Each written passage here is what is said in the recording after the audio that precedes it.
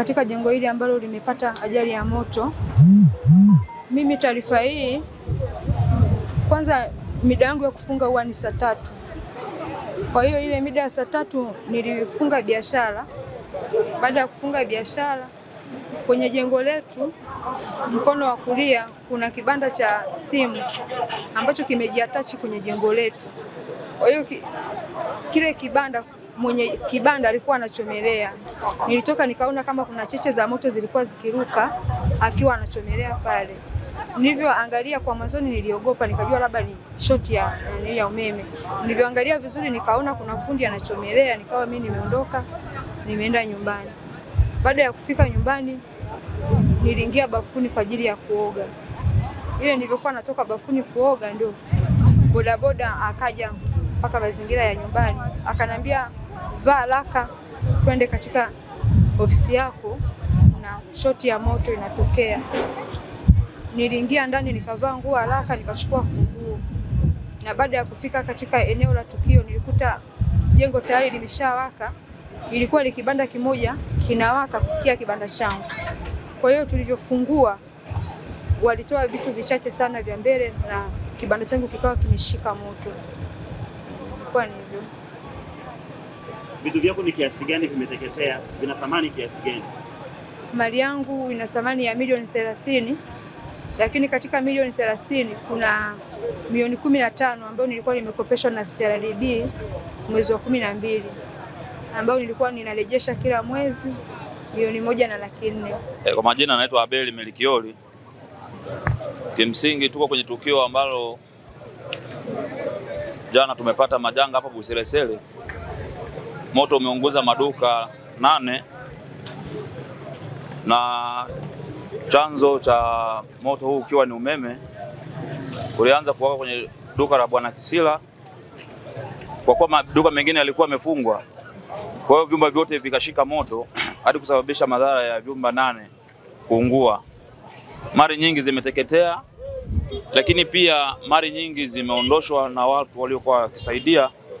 Wengine waliokuwa ni vibaka wameiba mali nyingi sana. Lakini tushukuru serikali imetusaidia katika hali ya kudhibiti vibaka, na zimamoto wamekuja wakatusaidia, yakiwemo magari ya airport na GGM.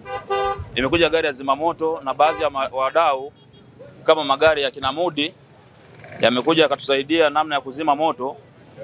Kiufupi kama saa 8 hivi moto kidogo ulikuwa umepungua, lakini tunamshukuru Mungu kwamba watu wako salama. Hakuna watu waliopata majeruhi makubwa sana. Nafikiri asanteni sana. Ni wewe mali kiasi gani zimeteketea? Zilikuwa na thamani kiasi gani kwenye duka lako? Katika tathmini ya mali ni takriban kama milioni 25 zimeteketea, kwa sababu kuna madumu ya mafuta, kulikuwa kuna vocha za gharama kubwa sana ambazo zimeteketea kwenye mali kwenye duka hilo. Lakini pia mali nyingi kwa sababu ni duka la bidhaa mchanganyiko. Kwa hiyo ndo madhara tuliyopata hayo. Vitu gani ambavyo unatoa kwa serikali pindi yanapokuwa yanatokea haya matukio? Mimi nafikiria kwamba nashauri serikali katika tukio hili nimeona mapungufu makubwa sana, baadhi ambayo yanaweza kurekebika.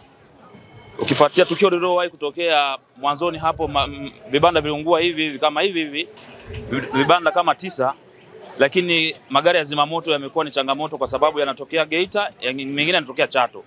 Kwa hiyo na moto umeanza muda wa saa 3, lakini zimamoto imekuja kufika saa 5 kuelekea saa 6, ambapo kuanzia chumba cha kwanza mpaka kufika chumba cha 8 watu walikuwa wanafanya jitihada zao za kuzima, iliyopelekea wengine hadi kuumia. Hivyo nilikuwa nashauri serikali kama kuna uwezekano iwekwe bajeti, kuwepo na gari la zimamoto hapa, kwa sababu hii ni mara ya pili na tayari tulisha kuzungumza. Kwa hiyo kama italetwa gari la zimamoto hapa linaweza kuokoa, kwani jana kama ingekuwepo zimamoto ina maana kile kibanda cha pili kilivyoshikwa kile cha electronic kisingeweza kuungua kuendeleza na vibanda vingine. Tukio hili limeanza jana majira ya saa 3 kama na nusu hivi. Ndio tukio lilipoanza kubainika. Inawezekana siwezi kujua limeanza muda gani, lakini limeanza kubainika muda saa 3 kama na nusu. Nilipigiwa taarifa na baadhi ya waliokuwa kwenye tukio hapo, nikaja, lakini kwa bahati mbaya maeneo mengi wafanyabiashara kwa washafunga. Sasa moto ulikuwa na waka kwa ndani kule, lakini baada ya kufuatilia kwamba kuna bwana mmoja alikuwa anafanya uchomeleaji wa mageti. Sasa nafikiri hisia za watu kwamba inawezekana ule uchomeleaji uliosababisha shoti ambao ilipelekea ndani mle kaanza kuwaka moto na tayari duka lilikuwa lishafungwa pale. Basi kilichofanyika pale, tulipiga simu zimamoto, ukweli walichelewa kidogo, lakini juhudi za wananchi ziliendelea. Lakini kwa sababu vyumba vingi vilikuwa vimefungwa, kwa hiyo na bidhaa zilikuwa ni za aina mbalimbali, ziliweza kusafisha moto kwa kasi sana mpaka kufikia tu vyumba kama 10 hivi. Sasa hivi frame kama 10 zimeungua na store zake kule nyuma. Yani makadirio ya hasara siwezi kujua ni kiasi gani, lakini ukweli ulivyo hasara iliyotokeza ni kubwa. Ni kubwa, lakini niombe tu labda kwa serikali sasa, kwa maeneo yetu haya, public ya watu ilivyo, wafanyabiashara walivyo na ukubwa wa biashara zilizopo, kuna haja ya kuwa na kituo cha zimamoto kwenye maeneo yetu. Maana hili tukio sasa la moto ni kwa maeneo yetu haya ni tukio la 4 sasa ambalo mimi nimeshuhudia hapa, lakini kila tunapopiga simu mara nyingi huduma zinachelewa sana, lakini hali hii wanaiona. Kwa mimi niombe tu kwamba kama panawezekano waweke kituo hapa, hata kama ni gari moja, kwa sababu gari moja hata kama ingekuwa ni ndogo, ikiwahi tukio ndio linaanza, ni rahisi zaidi kudhibiti kuliko kuleta gari 5 wakati moto umeshakuwa vyumba 10 vimeshika. Uokoaji unakuwa kidogo ni mgumu.